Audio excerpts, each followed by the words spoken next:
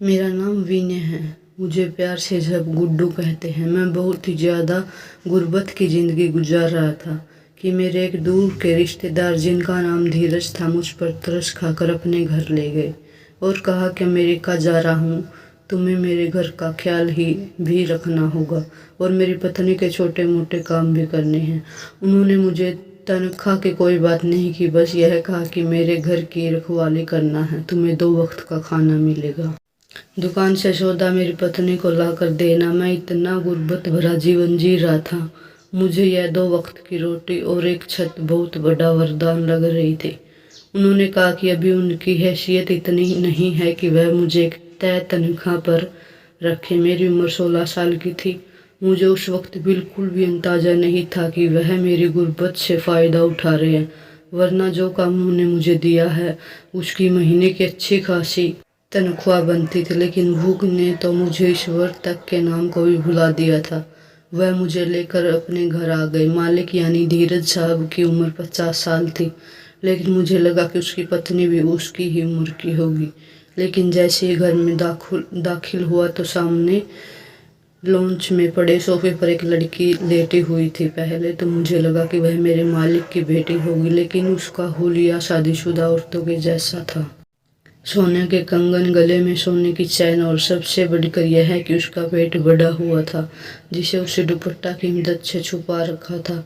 मैं फिर भी सोच रहा था कि शायद यह मालिक की बेटी ही होगी जो शादीशुदा और अपने बाप के घर आई हुई है डिलीवरी के लिए। लेकिन मेरा यह ख्याल उस वक्त गलत साबित हुआ जब मेरे मालिक ने उसे कहा कि सरिता, यह लड़का आज से तुम्हारा हर काम करेगा। यह मेहनती और गरीब घर का है, जिस रंग में ढालोगी ढल जाएगा। मेरे अमेरिका जाने के बाद यह घर की रखवाली भी करेगा और तुम्हारी हिफाजत भी करेगा। अगली सुबह ही मेरे मालिक अमेरिका की फ़्लाइट में रवाना हो गए। वह शायद वहाँ पैसे कमाने की नीयत से गए थे, लेकिन उनके घर में उनकी जवान पत्नी अकेले रह रही थी। वह क्यों अकेली रह रही थी, यह मेरे लिए हैरान कर देने वाली थी। खैर, मेरे मालिक के जाने के बाद मेरा काम यही था कि गेट पर आने वाले व्यक्तियों को देखना। मालिक को दुकान से कोई चीज़ मंगानी होती तो ला देता। मालकिन खाना खुद बनाती और मुझे 2 वक्त की रोटी मिल जाती। मेरे लिए तो वह किसी देवी से कम ना थी। कम से कम पेट भर के खाना तो मिलता था। 2 वक्त की रोटी खाकर मैं अपने मालिक और मालकिन के लिए प्रार्थना करता। मेरे मालिक ज़्यादा अमीर नहीं थे, उनके पास थोड़ा बहुत पैसा था, मगर घर अपना था। खुद को सेटल करने के लिए वह और पैसा कमाने की नीयत से दूसरे देश जा चुके थे। उनका घर छोटा था लेकिन खूबसूरत था। मैं बरामदे में ही चारपाई पर सोता। मुझे यहाँ बहुत सुकून मिल रहा था। मैंने भला कब ऐसी ज़िंदगी गुजारी थी। गाँव में तो मुझे चारपाई भी नहीं नसीब थी। एक वक्त का खाना मिलता था तो दूसरे वक्त का नहीं। शहर की रंगनलियाँ के कुछ भी शुरू के दिनों में तो मैंने घर की ठीक से देखभाल की, हर काम वक्त पर करता, क्योंकि उस नौकरी से हाथ नहीं धोना चाहता था। लेकिन कुछ ही दिनों में मैंने महसूस किया कि मेरी मालकिन तो बिल्कुल ही लापरवाह थी। उसे घर की कोई फिक्र नहीं थी।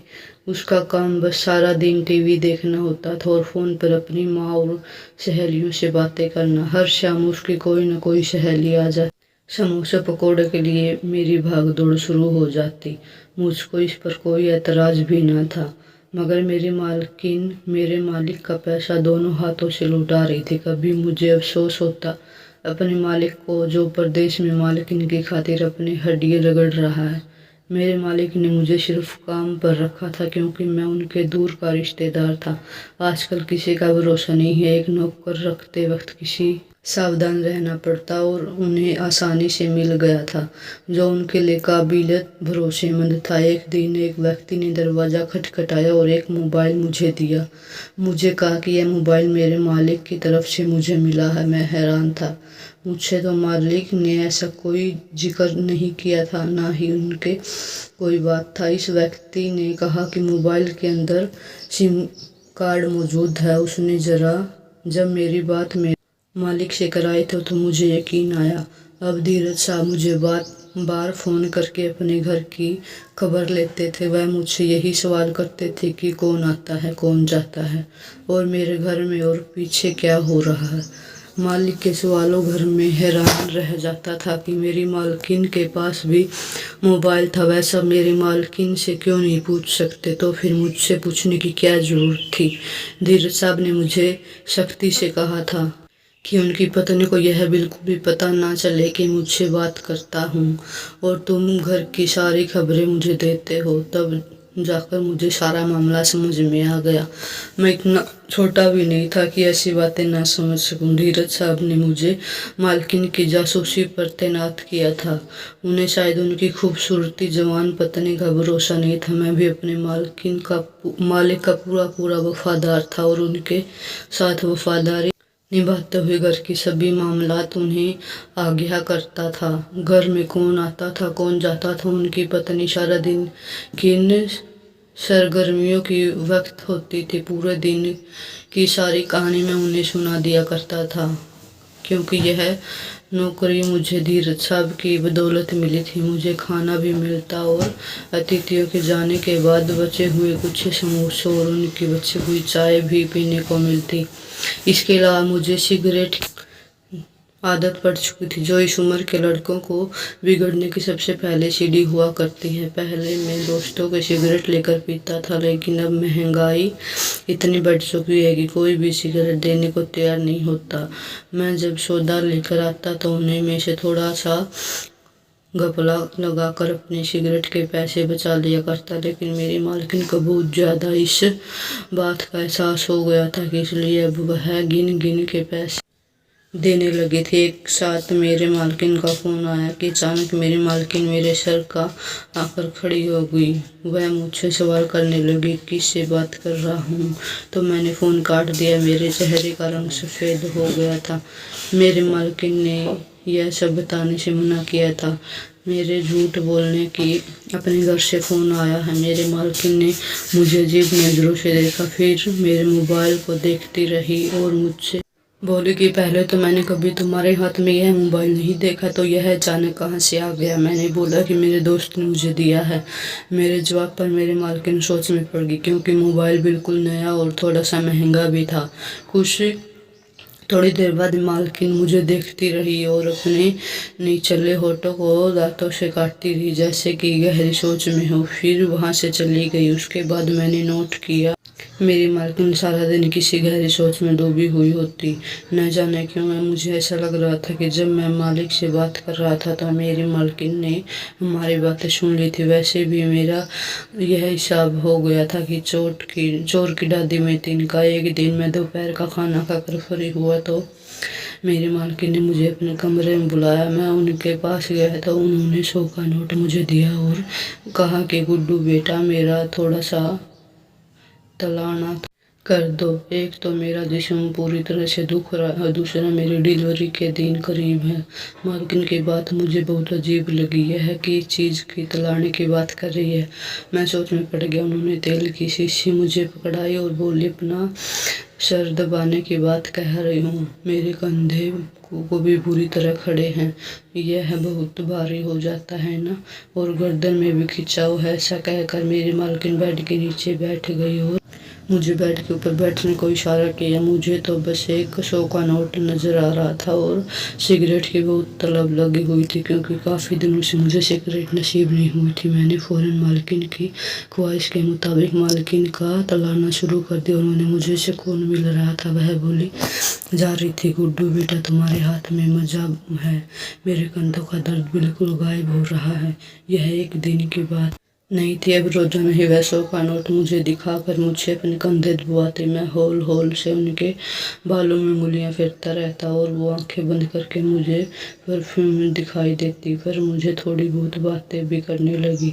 अब आंखें बंद करके मुझसे जो बिगड़ी सवाल पूछती थी, मेरा धीरज साहब के साथ कैसी रिश्तेदारी है, मेरा गाँव कहाँ है, मेरे घर वाले कैसे हैं, और उनके सभी सवालों का सीधा जवाब देता था। लेकिन मुझे समझ नहीं आ रही थी कि मुझसे इतने सारे सवाल क्यों पूछ रही है। फिर सवालात की सिलसिला ख़त्म हो गया तो मालकिन ने मेरे तारीफ़ों का सिलसिला शुरू कर दिया। मुझे कहते कि गुड्डू, तुम बहुत प्यारे हो, बहुत मासूम हो, बहुत वफ़ादार हो। मालकिन की इस वफ़ादारी वाली बात में थोड़ा सोच लगा। रोज़ाना मुझसे यही कहती कि गुड्डू, तुम बहुत वफ़ादार हो। मैं समझ गई थी कि मालकिन को मेरे और धीरज साहब के बारे में मालूम हो चुका है, इसलिए वह मुझे वफादार कह रही है। मुझे महसूस हो रहा था कि वह मुझसे कुछ कहना चाहती लेकिन कह नहीं पा रही है। वह दुनिया जहाँ के सवाल मुझसे पूछती थी, दुनिया जहाँ की बातें मुझसे करती थी, लेकिन जो बात वह मुझसे कहना चाहती थी शायद उसकी हिम्मत नहीं हो पा रही थी। एक दिन मालिक ने मुझसे पूछा कि सारी रात जागता रहता हूँ या सोता हूँ। तो मैंने कहा कि मैं तो गांव का रहने वाला हूँ, मुझे तो जल्दी से नींद आ जाती है और सुबह सवेरे जागता हूँ। मुझे ऐसा महसूस हो रहा था कि मेरे मालकिन जवाब पर उन्हें थोड़ी सी तसल्ली हो गई। खैर, मैं अब रोज़ाना मालिक का तराना करता था और हर काम को रोज़ाना भी मुझे 100 का नोट दे देते थे और मेरे सिगरेट का बंदोबस्त हो चुका होता। लेकिन एक दिन मालकिन ने दिन में बजाय मुझे रात को कमरे में बुलाया तो मैं थोड़ा परेशान हो गया। रात को 10 बज रहे थे। मैं उनके कमरे में गया तो मैंने देखा कि उनके हाथ में 100 के बजाय यानी 2000 का नोट था। 2000 का नोट मेरी आंखों के सामने लहराया तो मैंने सवालिया नज़रों मालकिन की तरफ देखा। उन्होंने मुझसे कहा कि यह लो। मैं कुछ परेशान सा हो गया। वैसे तो मुझे खुश होना चाहिए था, लेकिन मैं खुश होने की बजाय सोच में पड़ गया। आज उसको 100 रुपए के बजाय 2000 का नोट मिल रहा था, जरूर कोई खास बात होगी। मैं अपने दिमाग में ताने बाने बुन रहा था कि मालकिन ने कमरे की बत्ती बुझा दी। उनकी हर हरकत पर अपना हक्का बक्का रह गया। अंधेरे में वह मेरे करीब आई और मेरे गाल को छूकर बोली, गुड्डू बेटा, मुझे पता है कि तुम अपने मालिक के बहुत वफादार हो। मैं समझ गई हूँ कि मोबाइल तुम्हें तुम्हारे दोस्त ने नहीं बल्कि तुम्हें पति ने दिया है। लेकिन मैं आंखों के सामने 2000 का नोट लहर रहा था। मालिक ने मुझे 2000 का कभी नहीं दिए और मालिक मुझे सीधा 2000 का दे रही थी। मुझे नहीं मालूम था कि वह मुझे 2000 किस बात के लिए दे रही है। मैं तो सारी रात सोता रहता। मुझे तो मालूम भी नहीं है कि मेरे सोने के बाद इस घर में कौन आता है कौन जाता है। मुझे इन चीज़ों से कोई मतलब नहीं था। मुझे मतलब था सिर्फ 2000 के नोट से। मैंने मालकिन से कहा कि ठीक है, मैं आपका वफादार रहूँगा। वह बोली, मैं जैसा कहूँगी। मेरी बात सुनकर मालकिन खुश हो गई और बोली, गुड्डू, मुझे तुमसे इस वफादारी की उम्मीद थी। मैं 2000 का नोट देकर वापस अपनी चारपाई पर आकर सोने की कोशिश करने लगा। मैंने सोचा, कौन सा मैं मालिक के साथ बेवफाई कर रहा हूँ। इस घर में तो कोई भी खुफिया काम नहीं हो रहा कि जिससे मुझे मालकिन से छुप। मैं संतुष्ट होकर सो गया। आधी रात को मेरी आंख प्यास की तरफ से खुली तो मैं किचन की तरफ आया, लेकिन मुझे मालकिन के कमरे से आवाज़ें सुनाई दी। मैं परेशान हो गया। इस वक्त कौन आ गया है? मालकिन तो घर में अकेले होते हैं। ना चाहते हुए मेरे कदम उनके कमरे की तरफ बढ़ने लगे, लेकिन दरवाज़ा लॉक था। मुझे शक हुआ तो मैं बाहर खिड़की की तरफ आकर, खिड़की थोड़ी खुली हुई थी। गर्मी का मौसम था और पर्दा हल्का सा सरका हुआ और मैं बहुत आसानी से कमरे के अंदर का मंजर देख सकता था। लेकिन अंदर का मंजर देखकर मुझे एक झटका सा लग गया। मुझे उसी लम्हे में समझ आ गया कि मालकिन ने मुझे 2000 का नोट किस लिए दिया। मैंने फौरन से मोबाइल निकाला और कमरे के अंदर के मंजर की वीडियो बनाकर अपने मालिक को भेज दी। मैं सारी रात सो नहीं सका। परेशानी के मारे नहीं, बिल्कुल खुशी के मारे। मैं समझ गया कि अब मेरे दिन बदलने वाले। 1 हफ्ते के अंदर मेरे मालिक वापस आ गए। उन्होंने अपने आने की खबर किसी को भी न दी थी सिवाय मेरे। सिर्फ मैं जानता था कि वो आ रहे हैं, बाकी कोई भी नहीं जानता था। अचानक से उनको सामने देखकर मालकिन के चेहरे का रंग फीका पड़ गया और मालकिन ने शिकवा भरी नजरों से मेरी तरफ देखा, जैसे कि वह मुझे बोल रही हो कि मैंने उन्हें क्यों नहीं बताया कि उनके पति आने वाले हैं। मेरे मालकिन उन्हें तलाक के कागजात पकड़ा दिए। मेरी मालकिन हैरान होकर उन कागजात को देख रही थी, फिर बोले कि मैं उम्मीद से हूँ। धीरज साहब ने कहा, मुझे तो यह भी नहीं मालूम कि यह बच्चा मेरा है या किसी और लड़के का, जिसको तुम रात को अपने कमरे में बुलाते रही हो। मेरे जाने के बाद ऐसा बोलकर धीरज साहब ने अपनी पत्नी को घर से निकाल दिया और मुझे शाबाशी दी और बहुत सारे पैसे भी दिए। कुछ महीने बाद उन्होंने दूसरी शादी कर ली और फिर देश से बाहर चले गए। इस बार भी वह मुझे वही जिम्मेदारी सौंप कर गए जो पिछली बार सौंपी थी।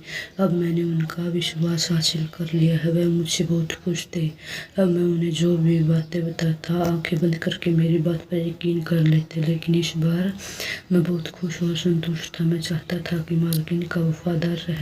सकता था उनका राज मालकिन को नहीं बताता, उन्हें हजारों के नोट देता, लेकिन मैं ये जानता था कि एक न एक दिन राज जरूर खुल जाएगा और फिर मेरी शामत आ जाएगी। मालकिन के साथ साथ मालकिन का किसी के साथ चक्कर था। वह लड़का उनका पुराना आशिक था जिससे उनकी शादी नहीं हो पाई थी। मैंने दोनों तरफ का सोचा। मालकिन का वफादार होने मुझे थोड़ा खतरा था और मालिक का वफादार होने में मुझे बहुत ज़्यादा फ़ायदा था। मुझे वाकई में फ़ायदा हुआ। अब मैं मालिक का पक्का नौकर बन चुका हूँ। अब मुझे सिर्फ 2 वक्त की रोटी नहीं बल्कि मोटी रकम तनख्वाह में भी मिलती है। मेरी नौकरी पक्की हो चुकी थी। मैंने अपने मालिक से वफा की थी जिसका सिला अब मुझे नहीं मिल रहा है और मुझे बहुत खुश था। मालकिन बिल्कुल ठीक कहती थी कि गुड्डू तुम बहुत वफादार हो।